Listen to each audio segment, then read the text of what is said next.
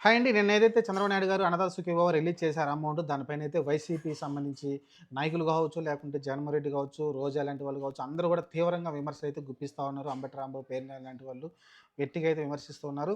విమర్శించడంలో తప్పే లేదండి. ఎందుకంటే అంతకుముందు జగన్మోహన్ రెడ్డి చెప్పినట్టు 12,500 తర్వాత రూ. 1000 పెంచి 13,500 వాళ్ళ అకౌంట్‌లో వేయడం చూసాం. రైతు భరోసా కింద ఒకేసారి అమౌంట్ వేయడం చూసాం. ఒకేసారి ఎట్ ఏ టైమ్. ఈరోజు చూసుకుంటే ప్రజల్ని మళ్ళీ మోసం చేస్తూ బాబు గారైతే ఈరోజు చూసుకుంటే రూ. 5,000 మాత్రమే రైతుల అకౌంట్‌లో వేయడం చూస్తున్నాం. మిగతా 2,000 వచ్చేసి సెంట్రల్ గవర్నమెంట్ నుంచి వచ్చిన 2,000 మొత్తం కలిపి 7,000 వాళ్ళ అకౌంట్‌లో రావడం చూసాం. ఇంత దగా మోసం అనేది చంద్రబాబు నాయుడుకి చెందుతుందని అయితే వాళ్ళైతే మాట్లాడుతూ ఉన్నారు. వాళ్ళైతే చెప్పుకుంటా ఉన్నారు. మేము రాంగానే వచ్చిన 4 నెలల్లో నుంచే మేము రైతు భరోసా ఇచ్చాము ప్రజలకి, లేకుంటే రైతులకి ఇచ్చామని చెప్పుకొచ్చారు. అన్ని పథకాలు ఇంప్లిమెంట్ చేసాం వచ్చిన 4, 5 నెలల్లో అని చెప్పుకొచ్చారు జగన్మోహన్ రెడ్డి.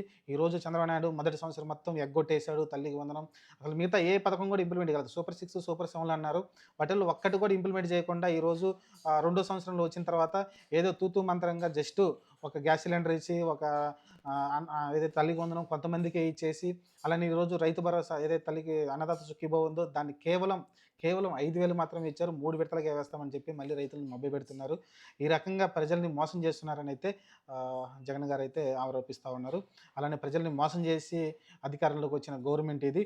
ఆహ్, దీన్ని ఖచ్చితంగా సమాధానం చెప్పాల్సిన అవసరం సీఎం చంద్రబాబుకు ఉందని అయితే మాట్లాడారు. చూద్దాం మరి ఇలాంటి విమర్శలు అయితే ప్రతి విమర్శలు జరుగుతూ ఉన్నాయి. చంద్రబాబు నాయుడు గారు అయితే చాలా గొప్పగా చెప్పుకుంటా ఉన్నారు. రైతులకు మేమే అండగా ఉంటాం. రైతులు పార్టీ మాది. ఈ కూటమి ప్రభుత్వం వచ్చేసి రైతుల పార్టీ కూటమి అనేది చెప్పుకొచ్చారు ఆయన. ఓవరాల్‌గా అయితే దీన్ని నేను కూడా సమర్థించట్లేదు.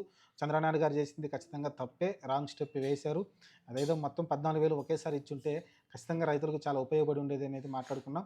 మరి ఈరోజు ఆయన కేవలం 5,000 మాత్రమే వాళ్ళ అకౌంట్‌లో ఏస్తాను. మిగతావి తర్వాత ఇస్తాను. మీరు పండగ చేసుకోండి అని చెప్పడం అనేది చాలా నాకైతే నవ్వొచ్చింది నిజంగా. చంద్రబాబు ఎప్పుడు కూడా ఎగనెస్టే. రైతుల గురించి పెద్దగా ఆయన ఎరగబడి చేసింది నేను ఎప్పుడు చూడలేదండి. ఉంటే ఏమన్నా చెప్పండి నాకైతే కామెంట్ సెక్షన్‌లో.